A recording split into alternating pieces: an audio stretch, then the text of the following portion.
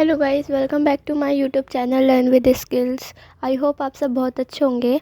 चलिए स्टार्ट करते हैं आज अपना क्लास 11th की जो हॉर्नबिल बुक है इंग्लिश की, उसकी फर्स्ट पोएम जो कि है अ फोटोग्राफ। इसको मैं आपको ना एकदम सिंपली तरीके से थीम और समरी समझाऊंगी एनिमेशन वीडियो के द्वारा, ठीक है।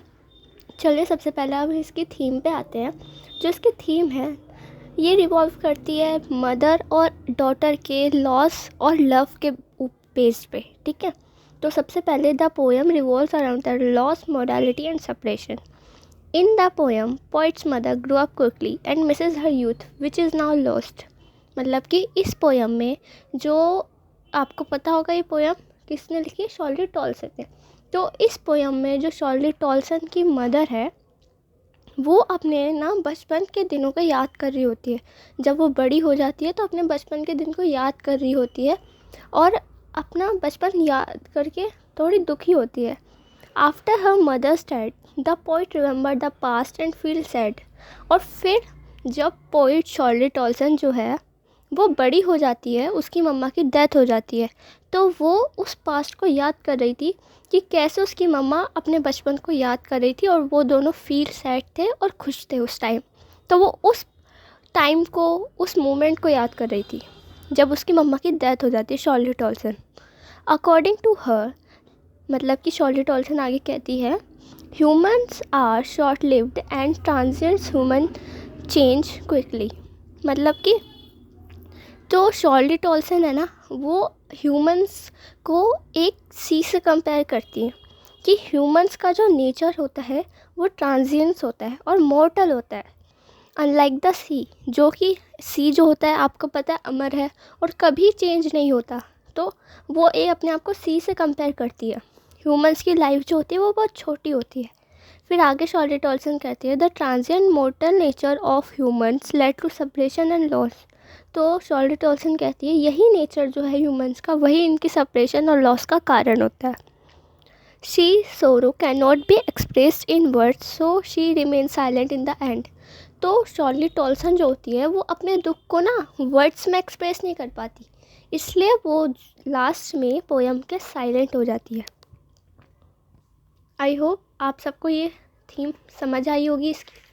अब आगे बढ़ते हैं इसकी समरी पे। तो स्टार्टिंग में ही मैंने आपको बता दिया था कि ये जो पोएम है ये शॉर्ली टॉलसन ने लिखी है।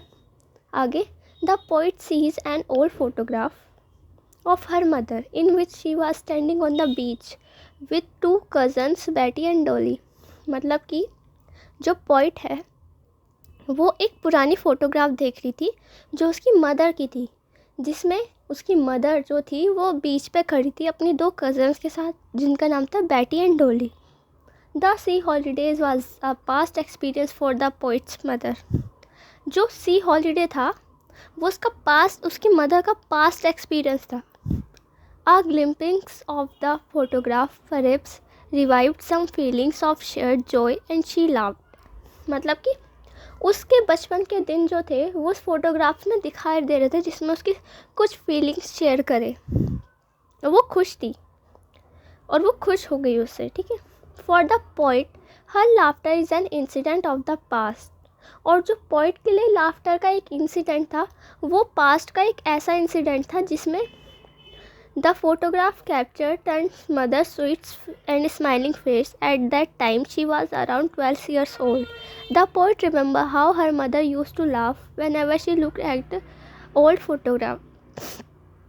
मतलब कि बेसिकली ये कहना चाहते हैं कि जो पोइट के लिए लाफ्टर का इंसिडेंट था वो एक ओल्ड फोटोग्राफ थी जिसमें उसकी मम्मा का बचपन का स्वीट और स्माइलिंग फेस था। और उसको देखते हुए उसकी मम्मा ने कैसे उस फोटोग्राफ को देखते हुए उसे और अपने आप को लाफ्ट करवाया था जब वो दोनों फोटोग्राफ देख रहे होते हैं। But time was passed and now the poet has been left with some memories of her mother. मतलब कि अब टाइम जो है वो बीत चुका है और पोइट अकेली है विद सम मेमोरीज़ के साथ जो कि उसकी मदर की हैं, क्योंकि अब उसकी मम्मी की डेथ हो चुकी है। Because her mother is no more.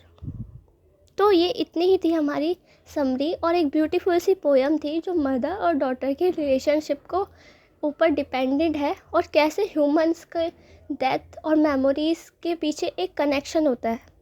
तो यही है। ओके, आई होप आप सबको पसंद आई होगी। Please like and subscribe.